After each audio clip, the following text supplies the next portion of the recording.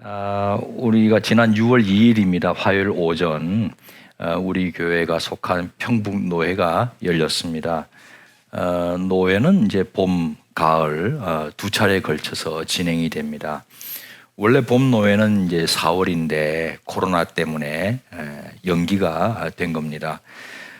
또 집단 감염의 위험도 있기 때문에 이번에는 절차를 아주 간소하게 했습니다.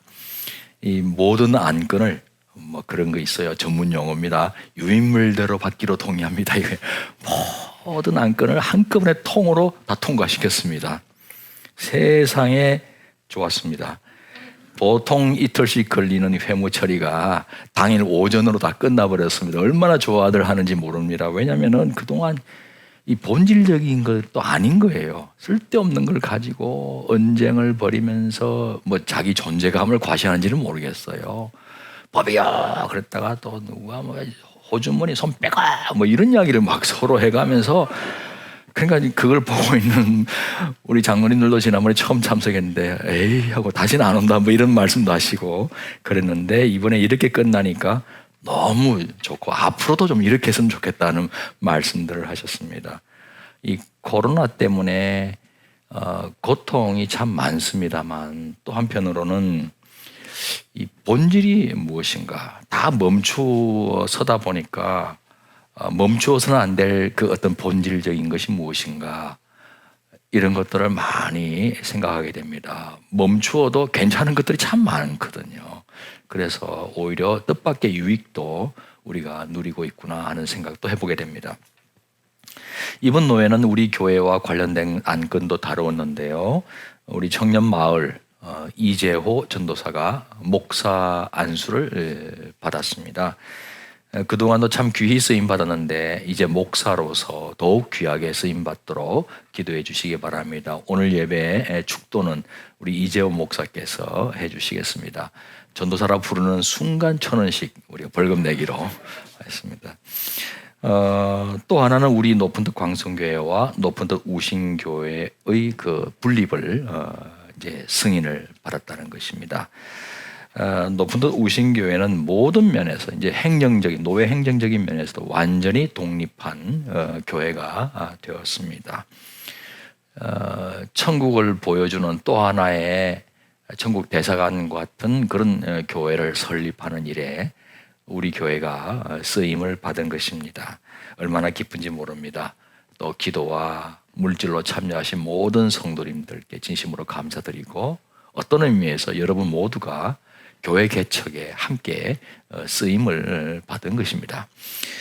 하나님 종 세우고 교회를 설립하는 일은 다 하나님의 나라와 연관이 있습니다. 오늘 본문도 사람 세우는 내용과 교회 수가 많아진다는 내용을 기록하고 있지 않습니까? 사울이라는 인물이 등장을 해요. 유대식 이름입니다. 구하다, 요청하다라는 히브리 말이 이제 이름으로 사용된 겁니다. 구약시대 때 사울 왕도 이제 같은 이름을 쓰죠. 그런데 로마 시민권 갖고 있는 유대인 부모 밑에서 태어나서 이 로마식 이름도 갖고 있어요. 그게 바울입니다. 이게 이제 어떤 사람은 잘못 해석을 해서 회심 전에는 사울인데 회심하고 나서 바울이 되었다 이렇게 이야기를 합니다만 아닙니다. 같이 이름을 썼어요. 병행해서 썼습니다. 제가 이제 영어권 사람들 만나면은 이장호 이름 뭐냐 이장호 하면 잘 못 외워요. 낯서니까. 그래서 존이라고 불러달라, 조나탄이라고 불러달라 이렇게 하면 쉽게 기억하잖아요. 그것처럼 바울루스라는 헬라 유대 로마식 이름을 갖고 있었던 거예요. 히브리식 유대식 이름은 사울입니다. 같이 병행하여 사용되었습니다. 나중에 이제 사울이 이방인의 사도로 일할 때는 사울이라는 이름을 쓰지 않고 로마식 이름인 바울이라는 이름만 계속해서 줄곧 사용을 했습니다. 바울은 소아시아 길리기아 주에 속한 다소가 고향이에요. 지금 터키에 속한 지중해 연안 도시입니다. 여러분 옛날 그 바벨론 제국에 의해서 망하고 이스라엘 사람이 포로로 끌려가지 않습니까? 나중에 귀환하지만은 페르시아에 의해서 고국으로 돌아오지만은 그냥 흩어져 지내는 유대인들이 상당수 있었습니다. 그걸 흩어진 유대인을 가리켜서 특별히 디아스포라라고 이제 불렀습니다. 그런 의미에서 이 바울의 부모님과 바울 역시 디아스포라 유대인이었던 겁니다. 대개 몇 대째 이제 내려오다 보면은 고국의 언어 히브리 말을 잊어버려요. 그래서 이제 당시 공용어인 헬란 말을 쓴단 말입니다. 이민자들도 그러잖아요. 이민 3세, 4세 미국의 이민자들 보면은 한국말 다 잊어먹어요. 영어만 쓰잖아요. 그거와 마찬가지예요. 그래서 히브리어를 아직도 쓰고 있는 그 팔레스타인 태생 토박이 유대인들은 이런 헬란 말밖에 모르는 유대인들을 가리켜서 헬라파 유대인이라고 이렇게 구분 지어서 불렀습니다. 상대적으로 자기들은 히브리파 유대인인 것이죠. 그런데 바울은 경건한 바리새파였거든요. 율법을 아주 목숨 걸고 연구하고 지키려고 했습니다. 율법이 다 히브리 말로 기록되어 있잖아요. 그래서 율법에 능통하였고 히브리어에도 능통하였습니다. 바울은 율법 학자였어요. 당대 최고 석학인 가말리엘이라고 하는 사람의 제자였거든요. 그로부터 율법을 배우고 또 히브리어에 능통하였던 디아스포라 유대인이었습니다. 그래서 정확하게 말하면 헬라파 유대인은 아닌 거예요. 히브리 말도 하니까. 그러나 디아스포라 유대인이었습니다. 경건한 디아스포라는 이 3대 명절 되면은 예루살렘 성전 순례길을 떠나게 되어 있습니다. 신앙심이 투철했죠. 오순절날 성전 순례 갔다가 회심한 복음으로 회심한 디아스포라들이 많이 나타났고 이들이 예루살렘 교회에 꽤 있었던 겁니다. 그들 중 상당수 또한 헬라파 유대인이었을 거예요. 히브리 말을 잘 모르는. 그런데 이 회심한 디아스포라 중에 스데반 집사가 있었지 않습니까? 전도도 열심히 해서 노방전도 설교하다가 설교 내용이 성전 모독하는 내용이 있다 해서 둘러싸고 있는 유대인들에 의해서 돌에 맞아 순교합니다. 그 순교 현장에 이 바울도 있었던 거예요. 사도행전 7장 57절 58절 기록에 의하면은 그들이 큰 소리를 지르며 귀를 막고 일제히 그에게 달려들어 성 밖으로 내치고 돌로 칠세 증인들이 옷을 벗어 사울이라 하는 청년의 발 앞에 두니라. 이 바울 역시 예루살렘 성전 순례 왔다가 스데반이 순교하는 장면을 목격한 거예요. 성전 모독하는 그 설교를 들으면서 돌에 쳐 죽임을 당해야 마땅하다 생각했겠죠. 사도행전 8장 1절 상반절에 사울은 그가 죽임 당함을 마땅히 여기더라. 돌에 맞아 처참하게 죽어가는 모습을 지켜보면서도 성전 모독, 신성 모독죄 범했으니 율법에 따라 돌에 맞아 석살형, 돌에 맞아 처형당하는 것이 마땅하다 생각한 거예요. 그게 사울입니다. 바울, 회심 전의 바울입니다. 이후 유대인들이 예루살렘 교회 성도들을 향해서 노골적으로 대대적인 박해를 가하기 시작합니다. 이 바울도 앞장섰죠. 체포해서 산헤드린 공의회에 넘겨버리기도 하고 흩어져 도망치는 그리스도인들을 끝까지 추격하기도 하고 심지어 타 지역에 도착한 그리스도인들을 색출해서 압송하려고 대제사장에게 공문을 받아냈어요. 자기의 신분을 보장하는 거죠. 이 사람은 그리스도인들 하나님의 이름을 망령되이 일컫는 그리스도인들을 색출하여서 압속하는 자격을 가진 사람이다라는 신분 보장과 같은 공문도 얻어냈어요. 바울은 이것이 여호와께 충성하는 길이라고 확신했던 겁니다. 그러던 어느 날 이방 땅 다마스커스, 다메섹이라는 도시로 달려가던 바울은 일생일대 전기를 이제 맞이하게 되지 않습니까? 정오인데 낮인데 태양보다 더 찬란한 빛이 자신을 비추는 거예요. 눈이 멀 지경이어서 땅에 꼬꾸라집니다. 음성이 들려왔어요. 사울아, 사울아, 네가 어찌하여 나를 박해하느냐? 나는 네가 박해하는 예수라. 예수님께서 바울의 인생에 들어오신 겁니다. 이게 바울의 회심이었어요. 바울의 극적인 회심. 우리도 예수님을 인격적으로 만난 경험들, 회심의 경험들이 있지 않습니까? 바울이 경험한 그런 극적인 회심은 아닐지라도 말이에요. 아무 희망도 없고 어떤 때는 망연자실해서 그저 뭐 털썩 주저앉아 있을 그때 뭐 자기 자신도 싫은 거예요. 무기력한 자기 자신도 싫고 주변의 모든 것들이 다 싫은 거예요. 벗어나고 싶은데 벗어날 수도 없어요.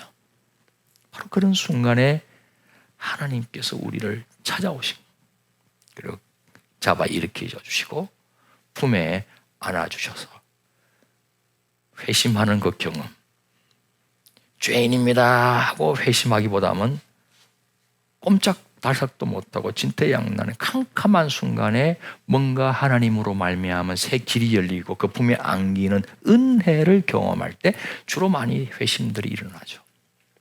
나를 사랑하셨구나, 버리지 않으셨구나, 이게 깨달아지면서 눈물 펑펑 쏟으면서 회심한다 이거예요. 저에게도 대학생 시절 그런 경험을 하게 되었죠. 뭘 위해서 사는지 어디로 가고 있는지 모르겠어요. 그냥 살아가는 거예요. 허무한 거죠. 또 누구에게 지금 빠져나가고 싶은데 이런 생활을 계속 그런 생활만 하고 있는데 빠져나가고 싶은데 누구에게 도움을 요청해야 될지도 모르는 바로 그 순간에 하나님께서 찾아오신 거예요. 말씀하셨잖아요. 저에게 정말 그 음성 괜찮다. 사람들이 너를 가리켜서 뭐라고 수군거리든 너를 어떻게 쳐다보고 어떤 시선, 싸늘한 시선을 던지더라도 나에게는 너가 있는 그대로 괜찮다 하면서 꼭 품에 이제 안아주셨어요. 하나님 품 안에서 은혜를 입은 겁니다. 그날 밤 얼마나 울었는지 몰라요. 눈물 콧물이 범벅돼가지고 밤새 울었습니다. 저의 회심이었어요. 사람마다 회심의 경험이 다릅니다. 다양합니다. 극적인 그런 회심이 있는가 하면은 그렇지 않고도 인격적으로 하나님을 만났다, 하나님 살아계신 것이 믿어지는 회심의 경험들이 다 있습니다. 바울은 그렇게 극적인 회심을 했던 거예요. 바울이 다메섹에 도착했습니다. 목적이 다른 거예요. 이제는 그리스도인들을 박해하기 위해서가 아니라 그리스도를 전파하기 위해서였습니다. 생의 방향이 달라진 거죠. 사도행전 9장 19절 하반절에서 20절 보니까 사울이 다메섹에 있는 제자들과 함께 며칠 있을새 즉시로 각 회당에서 예수가 하나님의 아들이심을 전파하니, 요 제자들을 잡아가지고 압송하려고 갔는데 이제 제자들과 함께 교제하고 동거하면서 회당 예배에 들어가가지고 너희들이 경외하는 여호와께서 그 아들 예수를 메시아로 보냈다, 주는 그리스도시요 살아계신 하나님의 아들, 이거를 전파하는 거예요. 다메섹 유대인들이 당황합니다. 진작 전해 들었거든요. 바리새파 바울 정말 대단하구나, 여호와께 충성하구나, 그리스도인이라는 작자들을 체포해서 압송하고 막 구금하고 뭐 이런 일을 하는 걸로 알아들었는데 정작 도착해가지고 하는 일이 예수를 메시아라고 전파하고 있어요. 얼마나 당황했겠습니까? 어리둥절한 거죠. 며칠 계속해서 그렇게 하고 있는 거예요. 안 되겠다, 방치할 수 없다 해서 죽이기로 계략을 꾸밉니다. 공모합니다. 그런데 다행히 누군가가 이 계교를 바울에게 알려준 거예요. 그래서 가까스로 그 다메섹을 탈출합니다. 그리고 사도들이 모여있는 예루살렘에 도착했습니다. 여기까지가 오늘 본문의 배경이에요. 문제는 이 바울이 회심했다는 사실을 누구도 잘 믿을 수가 없는 거예요. 바울이 다가오는 것이 꺼려지고 두려웠어요. 예수님 영접한 척하면서 자기들처럼 잠입해 들어와서 자기들을 체포해가지고 당국자에게 넘기는 것 아닌가라는 의심이 있는 거예요. 우리라도 그랬을 겁니다. 믿어지지가 않는 거예요. 그런데 전혀 다른 한 인물이 있었던 겁니다. 바나바, 바르나바스, 예언의 아들, 위로의 아들이라는 이름입니다. 바나바가 사도행전에 처음 등장하는 것은 아름다운 이야기와 함께입니다. 누가복음 4장에 36절, 37절 기록이죠. 구브로에서 난 레위족 사람이 있으니 이름은 요셉이라.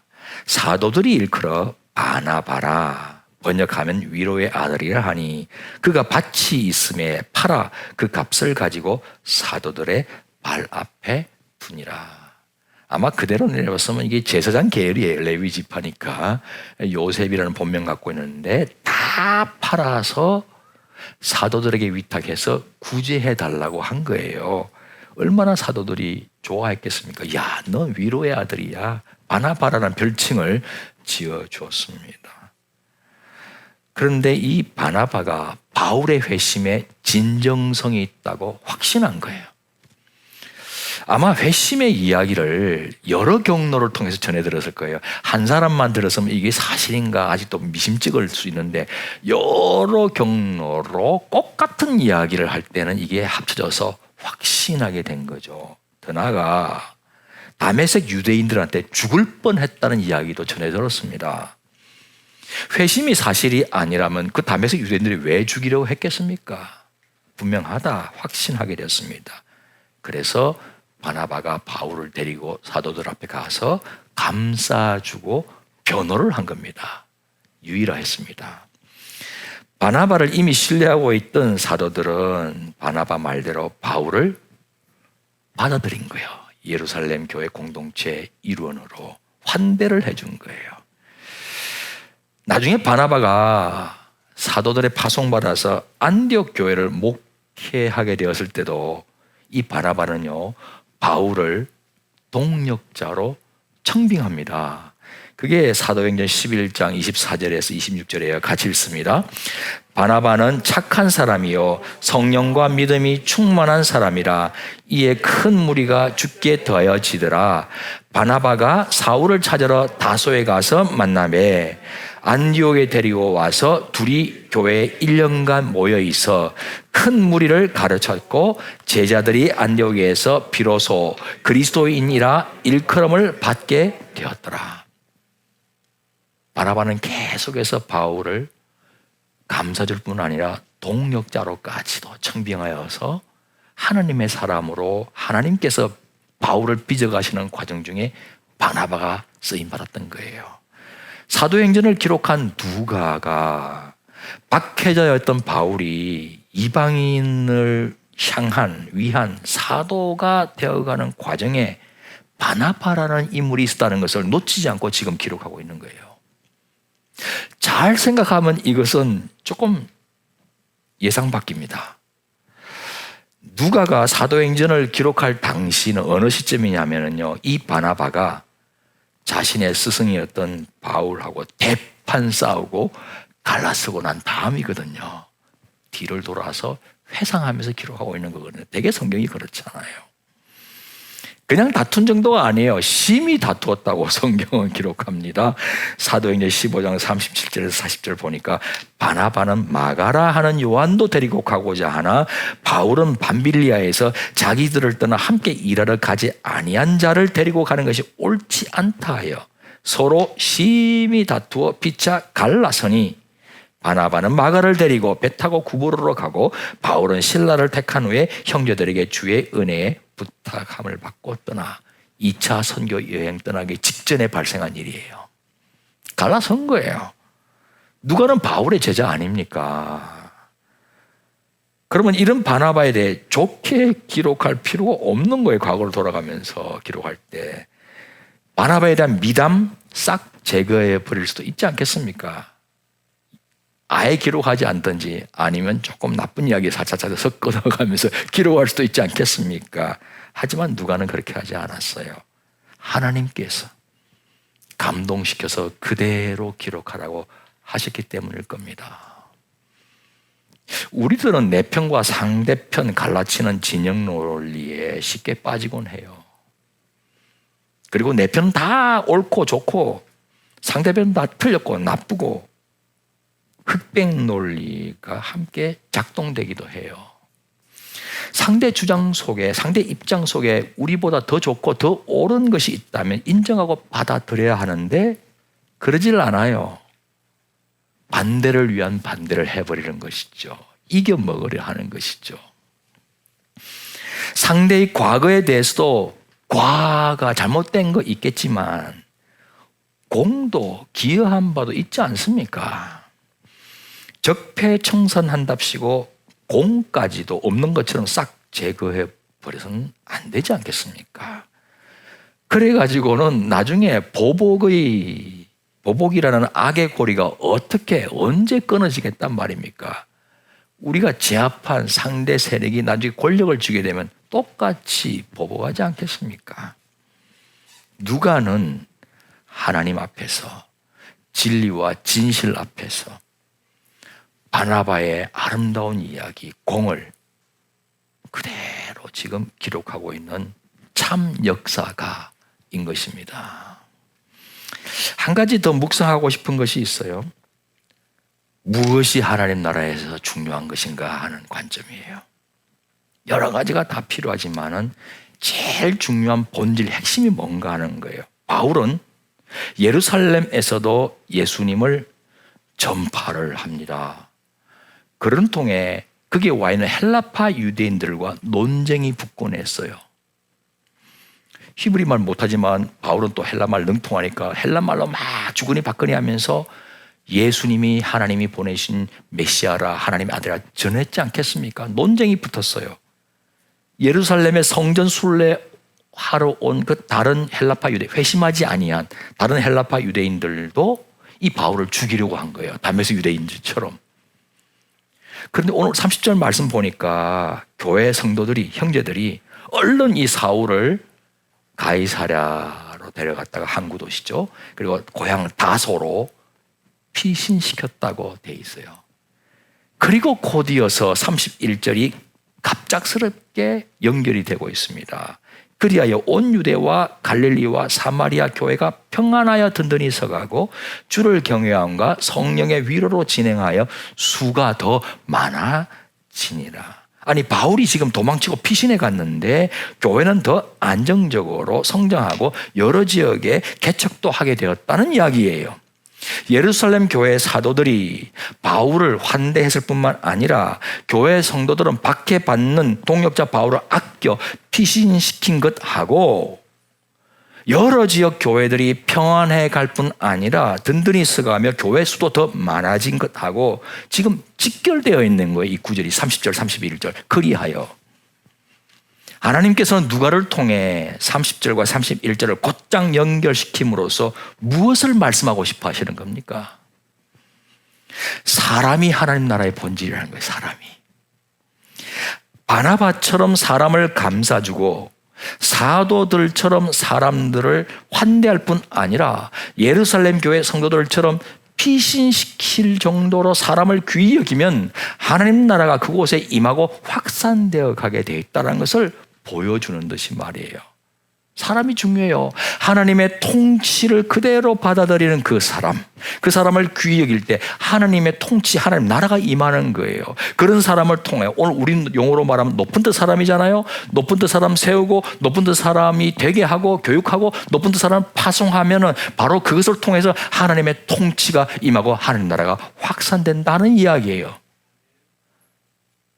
교회의 본질은 사람이듯이 하나님 나라 본질도 사람에게 있는 거예요. 하나님의 통치를 받는 사람들에게 있는 거예요. 요즘 뉴스에 전처 자식을 때리고 가방에 넣어 방치하다 죽음에 이르게 한 계모가 등장하지 않습니까?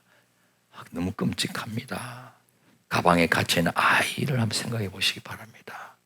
며칠을 굶었는지 몸에는 멍자국이 있고 죽었습니다. 미국에서는 한 흑인이 위조 지폐 사용하다가 그 가게 주인이 신고했는데 신고받고 출동한 경찰이 현행범으로 체포하는 과정에서 무릎으로 목을 짓누르는 바람에 질식사하게 된 사건이 발생했습니다. 온 미국 전역에서 인종차별에 대한 시위가 시작됐습니다. 시위를 가장한 약탈대도 있지만 그러나 본질은 인종차별이었습니다. 사람의 생명을 귀히 여기지 않기 때문에 발생할 수 있는 일들입니다. 그런 마음은 하나님의 나라하고 아무 상관이 없습니다. 높은 데 우신교회는 사람을 귀히 여기는 우리 교회가 4명의 참 귀한 목회자들과 너무나도 소중한 여러 성도님들을 파송해서 개척한 교회입니다. 교회 수가 하나 늘어난 것이죠. 그리고 그 높은 뜻 우신교회에도 우리처럼 사람을 귀히 여기는 마음이 계속 작동되기를 원합니다. 그래야 그곳에 하나님의 나라가 임하고 하나님을 보여주는 천국의 대사관 같은 공동체가 될 것입니다. 우리 교회는 계속해서 사람을 귀히 여기는 바나바 같은 공동체 되기를 원합니다. 저 역시 바나바의 심정으로 우리 목회자들과 성도님들을 사랑하고 보살피려고 합니다. 그러다 보면 바울 같은 인물이 나오지 않겠습니까? 그러다 보면은 우리 교회가 더욱더 건강하고 평안하고 성령의 위로로 더 진행하면서 굳건하게 서가지 않겠습니까? 그러다 보면 또 다른 또 교회가 여기저기서 들어서지 않겠습니까? 우리 교회가 설립되자마자 처음부터 사람 세워가는 마음으로 적지 않은 장학금을 매달 봉헌하시는 가정이 있습니다. 그 가정으로 인해서 우리 교회 사실 재직부서의 장학부가 출범하는 계기가 되었습니다. 또 알고 보니 그 가정은 우리 교회뿐 아니라 여러 대학교에도 계속해서 적지 않은 장학금을 지금 기탁하고 있습니다. 인재를 양성하고 사람 세우는 것이 무엇보다 중요하다. 본질을 본 것이죠. 본질을 본 것이죠. 이런 마음이 모이면 세워지게 되는 그 귀한 사람들을 통해 교회뿐 아니라 다양한 기관이나 공동체가 여기저기서 건강하게 작동되지 않겠습니까? 하나님 나라 역시 확산되어질 것입니다. 이번에 우리 교회는 천국 대사와 같은 임직자를 세우고자 합니다. 이 역시 하나님 나라에서 본질적으로 중요한 그 사람 세우는 일이 됩니다. 최근 코로나 사태로 인해서 6월 중에도 학교에서 예배 드리는 거 이거 굉장히 또 불투명해졌습니다. 학교는 교육청 공문에 따라 움직여야 되기 때문에 아예 주차장도 개방하지 못하도록 만들어 놓았습니다. 지금 6월 21일 주일날 1차 투표 있는 그날 학교든 광성마당이든 어디가 되었든지 간에 모여서 예배 드리는 분들은 전원이 다 현장 투표하시면 됩니다. 여러 곳에. 그러니까 들어올 때 발열 체크하잖아요. 나갈 때 투표 못하면 못 나가게 가두어 놓을 겁니다. 그럼 적어도 250명을 확보해요. 그리고 우편 투표 내일 모레 화요일 5시까지 신청하시기 바랍니다. 지금 제가 어제 저녁에 보고받기로는 70명 정도가 신청하셨대요. 이래가지고는 안 됩니다. 예수님 이름으로 영상 보시는 모든 분들에게도 간곡하게 당부합니다.